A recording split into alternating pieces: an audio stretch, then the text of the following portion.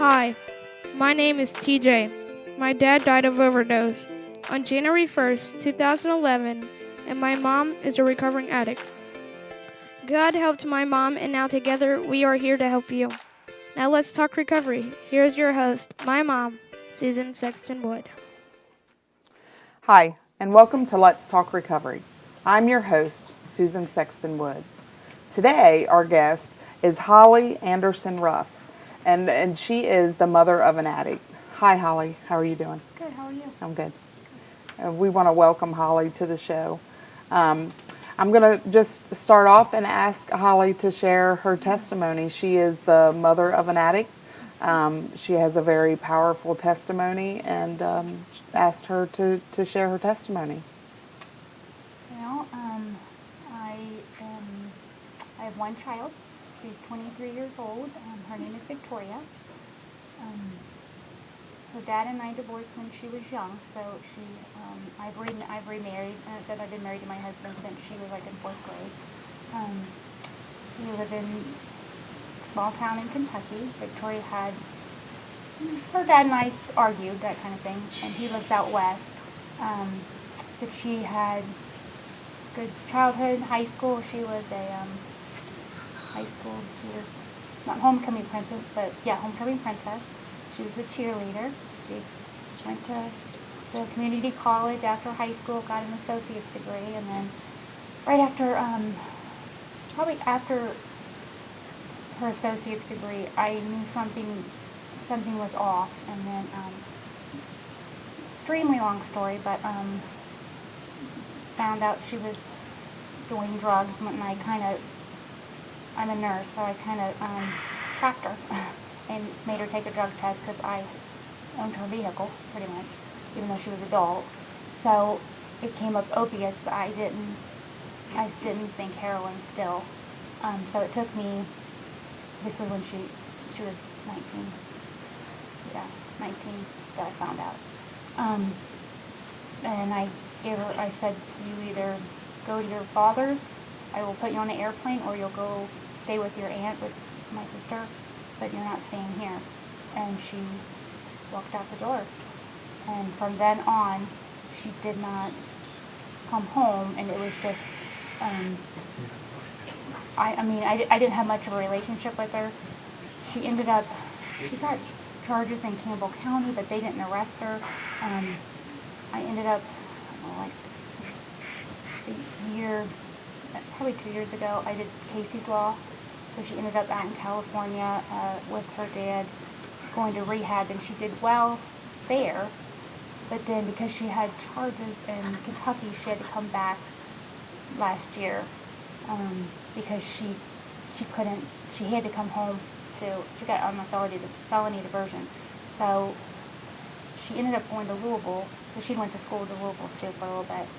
And she lasted like a month, and I could tell that she was using again. But I knew there was nothing I could do. So I just pretty much waited for a phone call that she'd overdosed, or I was praying for jail, but it didn't happen. And her dad came and actually took her, and she went with him back to rehab in California. And I got a call, which Susan does not know this. I got a call December 28th. I woke up at phone call at 12:30 from her father saying Victoria's overdosed. She's she's on a ventilator in the ICU. And I'm a nurse, so I know what that means. So he said, I'm on my way. I'll call you when I get there. So as soon as I screamed, and then I felt the peace of the Lord.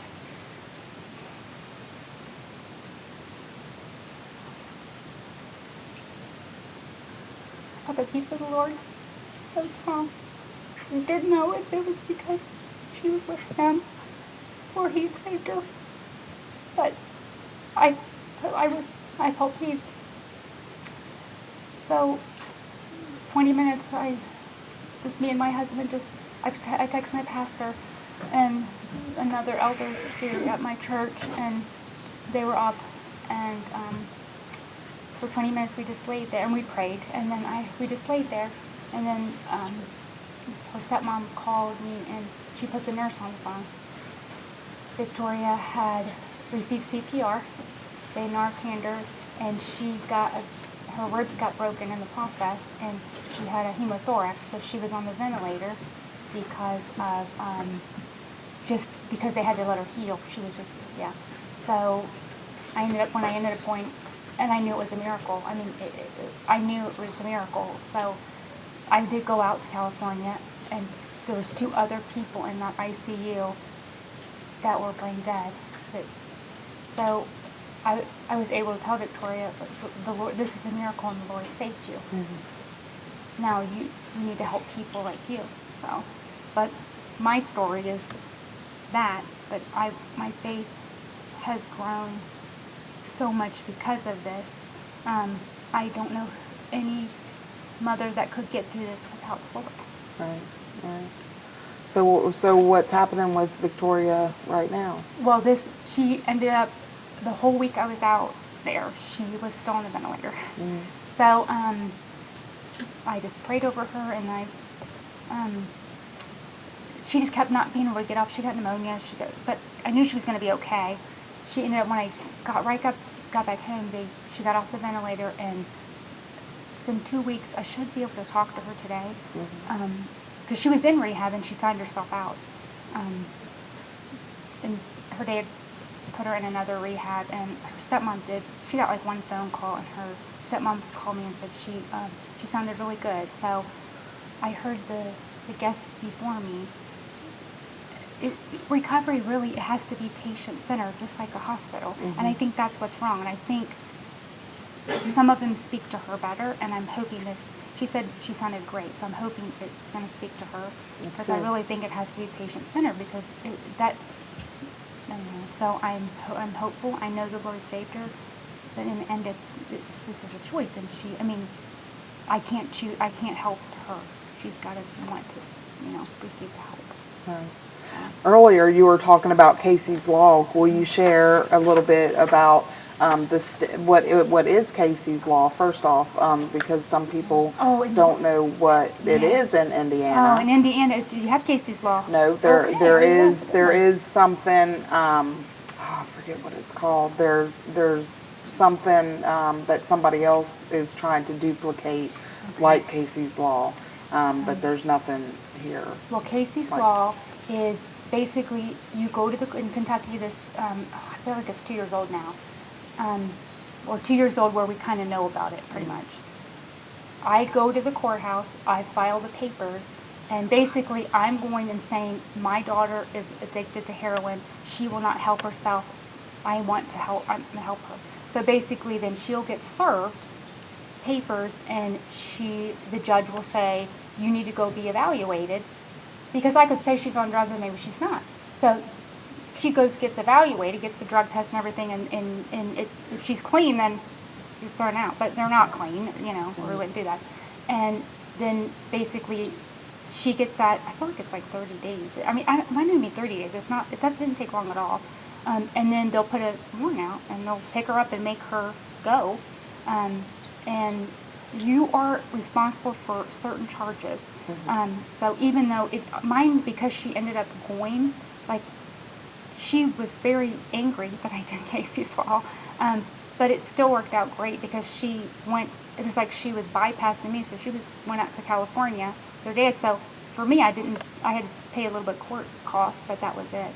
But you have to have the rehab set up. Like, her dad and I had already worked together, so he had one set up out there, and we basically, they mandate her to go to rehab, and it doesn't have to be in Kentucky. Mm-hmm. Like, they were fine. Could be anywhere. Yeah, so we had it all worked out. So she ended up going anyhow, but she would have been going anyway. Mm-hmm. And because it happened that way, the judge even left it open, left it totally open for as long as he could, in case I needed to come back and say, nope, she's doing it again. And it just gives families something because you're helpless. But a lot of her classmates are just like her, like they were fine, and then I just think that they were naive, and they did pain medicine and then just got on heroin. I mean, I just think they didn't see it. I guess maybe they didn't would see it coming, but anyway, they've utilized cases law, and I was lucky because someone, my sister knew that she helped me. She kind of walked me through it too. But the courthouse was very nice. Yeah. So. And Casey is a young man that actually lost his life. And it's right. It's his mother. If I had known, I would have brought a little bit more literature. Yeah, his mom, she didn't have that luxury. So it was like her mission to give families, because you're helpless. Right. And they're not going to listen to you. I mean, being a nurse, I researched just to try to wrap my head around it. So I get the buying into the receptors in the brain. I get that. So you can't reason with someone on hearing. You can't. They're in another world, so to speak. So you can't have a conversation with them. They're not going to get it. So it's just a nice, once you get them detox, then at least somebody can. Even then, it's still somebody can talk to them. But you got to get them detox first. Right. So anyway. Well, share some of the things that, as a mother, that you went through, some of the feelings and emotions that you went through when you found out that she was using. That was horrible. You feel guilt. You just go back through your whole, what if I had done this? Even logically, you can't make somebody do something, but especially when you were divorced, Victoria, I didn't get along with her father, we argued, you just go, what if I did this? What if I could just change anything? If I could discipline her more, I should have taken her to church more. I mean, it just over and over, and you just go in a circle, and it really, if it hadn't been for my church, I ended up going to my church because I reached out to one of my childhood friends. She'd put something on Facebook about angels. She had cancer, and she had put something about angels on her Facebook, like somebody was praying for her. And I thought, this lady's seen angels, then I need them to pray for Victoria. So I called her, and I opened it, because I only told a few people. Like, you feel ashamed too, because you feel like, what did I do wrong? And it's taken 2.5 years for me to get to where I talk about it. But at first, you're shameful. You feel like you've done something wrong. Yeah. And has she talked to you about what the reasons were that she started to use? She, her story. I had her when she first went back out to California. I think it was in September. She sounded so good. Oh, she sounded so good, and she wasn't even on a detox. I don't usually even get a call on detox, because I'm not an enabler, so I'm not the person she calls. So I got a call on detox, and she said, "Mom, it wouldn't have mattered what happened when I came home. I just wasn't focused. I can't stay clean at home." She was so good. So I knew you were coming to our church, and I said, "Will you write me a story?" And we write essay. That's easy for both of us. I said, "Would you write me an essay about?" I said encouragement. I said encouraging addicts. And so she whipped it up. I got it like in a day. And she read it to me, and it was an argumentative essay. And I was like, I didn't say this. My mind was like, okay, I'm going to ask for it, but whatever. I mean, it still was good. Well, then she wasn't doing. That's another story. She just went to rehab. So I was like, just send me what you wrote. So she ended up, I could take a picture of it, because I'm like, oh my gosh, I'm not going to have anything to read here. I can't say this from your point of view. So she sent me the pictures that she took on her phone, and then I had one of my friends proofread it, but I didn't change any of hers. So her story, it was nice because I invited my family, because it showed them where her mindset, and I didn't know. It helped me too, even though I'm just from a different angle. I'm a mom, so it's hard not to feel sorry for yourself. I mean, that's really what I struggle with. But it was an eye-opening, because I could see from her point of view how it happened, how she didn't mean it to happen, and she was just, so I've shared her story, even with the hospital out there, because I saw a little bit of I saw prejudice. Not we all have that, not even inadvertently. And I saw that just a little bit with some of the nurses. And so I shared it with the chief. I emailed the chief officer, nursing officer. I ran into her. Oh, wow. I know. I didn't purposely. The Lord had me run into her, and I asked when I knew that that's what I was supposed to do, because the face of heroin. That's, I think, what I. Let me show you the face of heroin. It's not the. It doesn't discriminate. It's anybody. Right. So that's what her story is to me. When I first read it, I felt sad for her. Mm-hmm. But of course, I'm her mom, so I'm looking at this different too. So. Right. And there are different faces Oh, of heroin. and it doesn't discriminate against, and I feel like it's getting better. But I think when I read that, it was very eye-opening for my family, and I purposely invited certain ones. Because even though they love Victoria, they still have their own, it's not their kid. So, deep down you don't even mean to, but they're probably thinking, well, it's because this, or, older parents weren't together. Yeah, but no, it could be, it's not that. Right. It's just, if we knew what it was, we wouldn't have any of, so. Right. Anyhow. So did she start off with pain pills Yes. or drinking or anything as a teenager? Yeah, actually, that surprised me. I didn't realize she'd done pain pills like so young. Like, it was in high school, and that's exactly what you said. She said it just at a party, drinking with the kids, all her friends, and somebody had a pain pill and she took it. And she didn't think it was a big deal. And then slowly, and I did not know that. I mean, I had no idea. So I think that was such an eye-opener. Because they always say that about pain pills. But because I'm a nurse, I see where they take the pain pills from some people that need them. Right. And so in my mind, I just thought, is it the pain pills? Because they take them from everybody, and some people do need pain medicine as nursing. But yeah, they're there. She didn't have trouble, and when she had trouble getting them, that's when she went to heroin. Yeah. So, yeah. And what age was that? I think 19. Yeah, I would say 19, 20, no, 20, 19, 20. Yeah, I mean, I ended up finding out when she was almost 21, but it was before that. I mean, I knew something was wrong, but I couldn't never would I have went to that, and never in a million years. Like, I wouldn't have, because I don't think, I would never know that.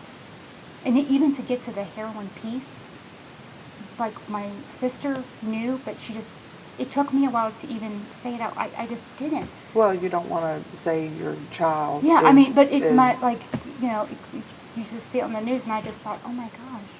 And, yeah, and even the shooting, that I didn't even know that. I thought she snorted. Of course, I wouldn't know you could do that at all. I had to Google it. And then even when she inadvertently said that to me, my stomach turned. It just makes your heart. Yeah. So can you look back now and see the changes as you looked at her as a teenager and as her addiction progressed? I can see later on, but I didn't see it when she was in high school. I mean, I honestly didn't. I wish I had, but I didn't. I didn't see it. And that just shows how us being an addict, how we can hide. Oh, I have a sister that's an addict. I mean, not heroin, but always. So that's what still bothers me. Like, how did I not see that addictive personality? I didn't. I mean, I racked my brain. I saw it after high school, like, partying, like, I would see she drank too much sometimes. And I saw that, but nothing that I couldn't explain away in my head, like, oh, she's okay. She's just having fun. No. Never would I have went there. So that piece of it, would I have done anything different? I don't know. I don't have any idea. Now I just don't go back there before I even did. Right, right. Let's go forward. So what kind of things have you done to educate yourself on learning? The best thing that I did, I don't know if it was, probably was a couple years ago now. I always struggle with Mother's Day, and for a period, like I wouldn't know when she was home. I didn't get phone calls. I mean, I wouldn't talk to her. I would have no clue where she was. And I Googled how to get through Mother's Day if your kid's on heroin. And I don't know what I pulled up. I don't know what form I was in, but it gave the perspective. It was a mother, and she was angry, and she basically was saying, "You say this isn't a choice. This is a choice. You have crushed our family." And I could see where she felt that way. I mean, I empathized so much with her. And then there was an addict that he came on, and he said, "I hear what you're saying," and then he told his story. Well, I felt bad for him. But then in my mind, I'm like, well, okay, I empathize with you, but when I'm around, if someone acts like a wayward teenager, ignorant, it's hard to empathize with being around.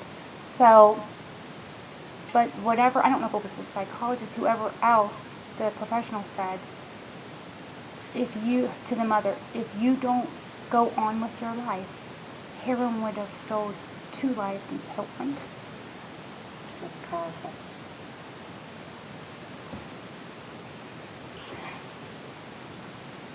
So that's what I always hold on to, because that's what the enemy wants. Mm-hmm. The enemy wants you to sulk in that, but no, you've got to praise the Lord, because that's how you're going to get through. And the enemy's a liar, and he's a deceiver. Yeah. But that one thing is what I always hold on to, and I always remember, because it's just when I any guilt or something that comes out, I'm not saying I don't have it, but I push it away, and the Lord told me. I mean, I felt it. He told me, she's not yours. Mm-hmm. So once I gave her to Him, and the ladies at church, I couldn't do this by myself. They all prayed over me. Once I fully gave Him my expectations of what I thought, because every mother has what they think. Once I laid that at the Lord's feet, I could move on. Right. Have you joined any support groups or anything for mothers? No, I work so many hours, but I have a wonderful coworker that the Lord placed with me, and we had a nursing friend that we knew together, but she has a similar situation. So we have leaned on each other, and we both would, if we had time, we would definitely go. But really, I've leaned on her, and I've shared everything that I've learned with her. And then we've had through our whole office, as you know, it's been affected. I mean, we had one of our co-workers, her niece, overdosed this summer. My sister, the one that my daughter was going to go, I said, you can go with your aunt. Her husband's nephew overdosed right after that. So it's just affect everybody. Yeah. But really, my church, they just been, and the Lord sent me there, and I'm just grateful. Well, if you could share with somebody that may be watching, if they're struggling with addiction themselves, and you could say something to them, what would you say to someone to just encourage them to get some help for their addiction? I shared this with Victoria, and I think at times she doesn't listen to me, but she does listen when I think she's not. Any negative voices in your head is not God. So if you are a visual person, and if you had a monster speaking to you, would you listen? No. So that's what heroin or any drug is. So if it's feeding you, I mean, if you could see it, if it was a nasty monster, you wouldn't listen. So you need to think about that. Anything that's not nice in your head is not of God. It's not love. It's a lie. So. What about parents? What would you encourage them to do to get help themselves, or to educate themselves, to not enable their loved ones? There's a lot when it comes to parents. I'm lucky that because I am just not. Once I saw that, I'm not an enabler, so I'm grateful I don't struggle with that. But her father does. Yeah. If you had a child with diabetes, and would you give them sugar? It's no different. Yeah. Would you say, here, have a cookie, let me set blood sugar 5%? No. They had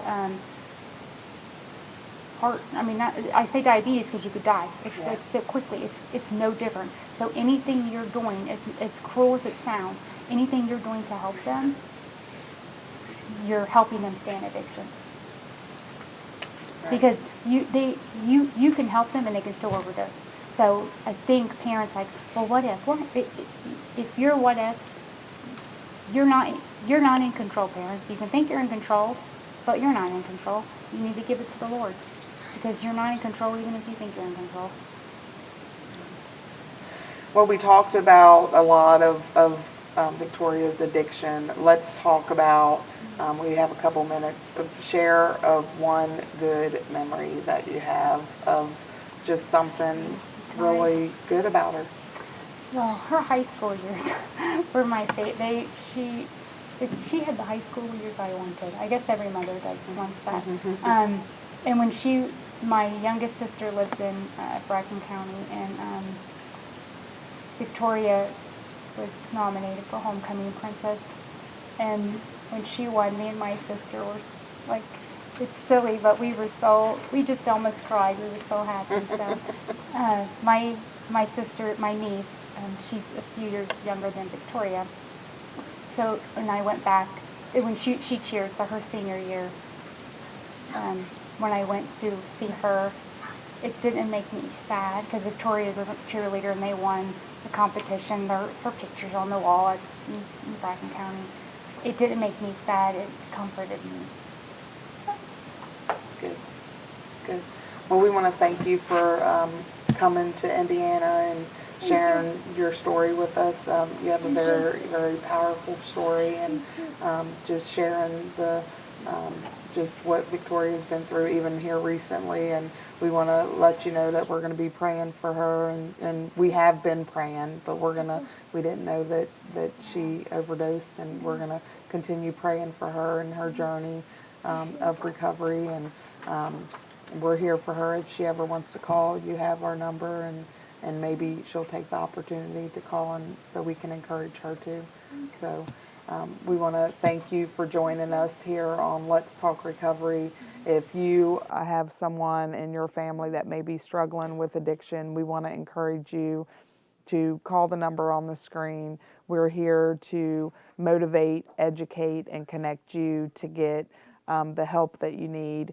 We are here to just pray for you. We're here to love on you. We're here to lift you up and encourage you until you're able to encourage yourself. We want the family members to know that you're not alone, and that you can get through this. God is here to just walk beside you, and to be the help that you need in any situation. He's here to help you. We want to just thank you for joining us, and have a blessed night.